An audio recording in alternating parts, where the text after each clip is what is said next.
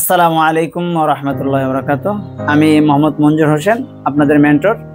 আর আপনাদেরকে এর আগে দেখিয়েছিলাম কিভাবে বাংলা বর্ণমালাগুলো খুব সুন্দর করে সহজেই লিখবেন।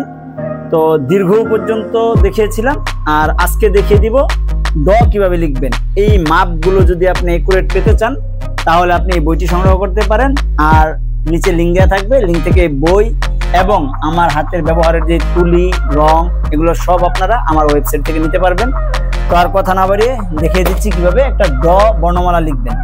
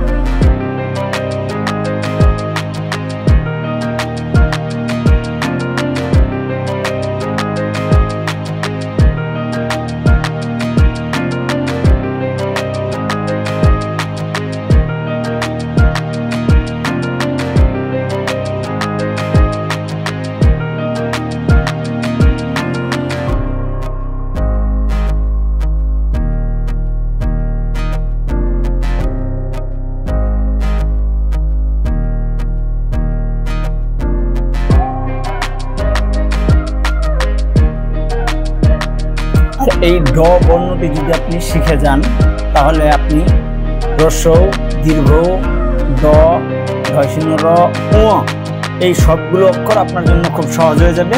আর এই অক্ষরগুলোকে একসাথে কিভাবে শিখবেন, একটা অক্ষর দিয়ে অন্যান্য অক্ষরগুলো, সেই প্রক্রিয়াটাই এখানে দেখিয়ে দেওয়া হয়েছে। এই যে আপনারা দেখতে পাচ্ছেন কিনা, এই যে এই সবগুলো বর্ণ আপনি একটা অক্ষর শেখার পরে সবগুলো অক্ষর আপনি খুব সহজে শিখতে পারবেন। তো আর দেরি কেন, এই বইটি সংগ্রহ করুন। সংগ্রহ করলে ইনশাল্লাহ আপনি কমার্শিয়াল আর্টে ইনশাল্লাহ পাকাপোক্ত হয়ে যাবেন, আমার এই বিশ্বাস।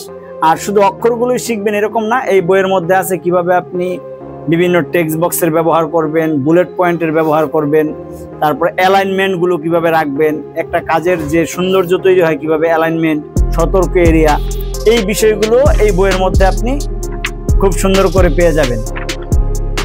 আর এই বইয়ের মধ্যে আমার খুব সুন্দর একটা টাইপোগ্রাফিও দেওয়া আছে, মগজটারে কাজে লাগান। তো বসে থেকে লাভ কি যদি আমরা মগজটারে কাজেই না লাগাই। তো ইনশাল্লাহ আশা করি এই বই থেকে আপনারা উপকৃত হবেন। আর এই ড থেকে কিভাবে ঢয়শূন্য র এটা তৈরি করবেন সেটাও দেখিয়ে দিচ্ছি।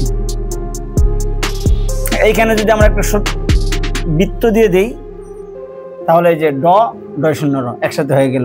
যদি আমরা এই বৃত্তটা মুছে দেই তাহলে কিন্তু এই যে হ্রস্ব, আমি আবার দেখিয়ে দিলাম আপনাদেরকে, আর পিছনে ভিডিওগুলো আছে দেয়া, এই হ্রস্ব পেয়ে গেলাম।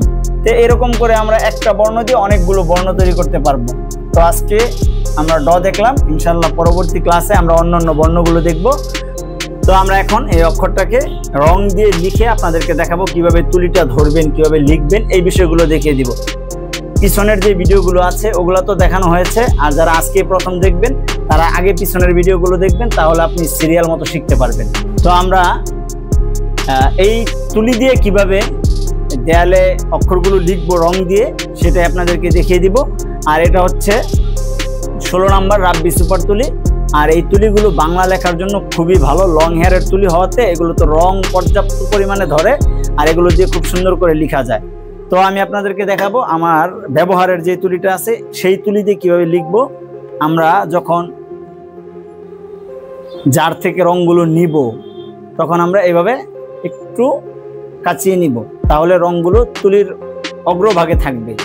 আর আমরা তুলিটা ধরবো হচ্ছে এই যে এইভাবে, আপনারা দেখতে পাচ্ছেন কিনা, কলম যেভাবে ধরি আমরা ঠিক এইভাবে ধরবো, তাহলে আমাদের লেখাগুলো খুব সুন্দর হবে। তো আমি দেখিয়ে দিচ্ছি। হ্যাঁ, প্রথমত আমরা এইখান থেকে টান দিব, এটা আগে তৈরি করব, তারপরে এটা তৈরি করব, তারপরে এটা দিব।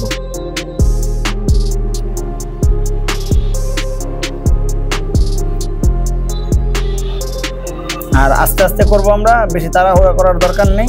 স্কেচটা করে নিলে আমরা ওই অক্ষরগুলো এই স্কেচের মধ্যেই রাখার চেষ্টা করব, তাহলে আমাদের অক্ষরগুলো খুব সুন্দর হবে ইনশাল্লাহ। আর নিয়মিত যদি আপনারা বই দেখে দেখে প্র্যাকটিস করেন তাহলে আপনাদের হাতের লেখা ইনশাল্লাহ আমার চেয়েও সুন্দর হয়ে যাবে। কারণ আমরা যখন শিখেছিলাম তখন আসলে এরকম কোনো বই ছিল না আমাদেরকে গাইড দেওয়ার মতো, আমরা ওস্তাদ থেকে অনুমান নির্ভর কাজগুলো শিখেছি।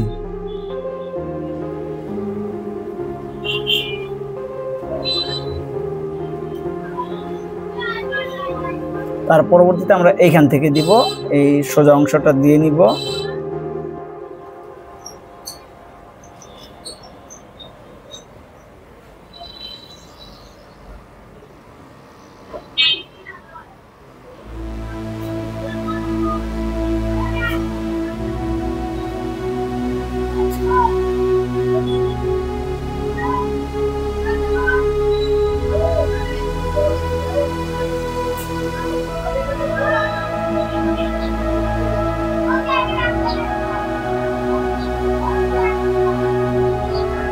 সবার শেষ আমরা দিব মাত্রা।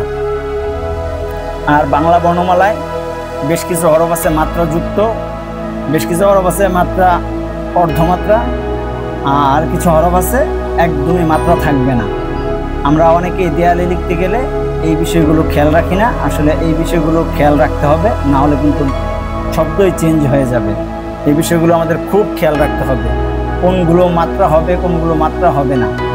আর আমি বইয়ের মধ্যে এগুলো বুঝিয়ে দেওয়ার চেষ্টা করেছি, আপনারা ইনশাল্লাহ বই দেখে অথবা ভিডিও দেখেও খুব সুন্দর মতো শিখতে পারবেন।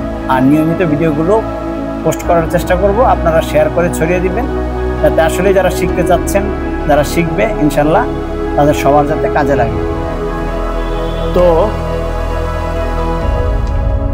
এখন যদি আমরা এখানে একটা বৃত্ত তৈরি করে দিই তাহলে এটা ড থেকে ড0 র হয়ে যাবে।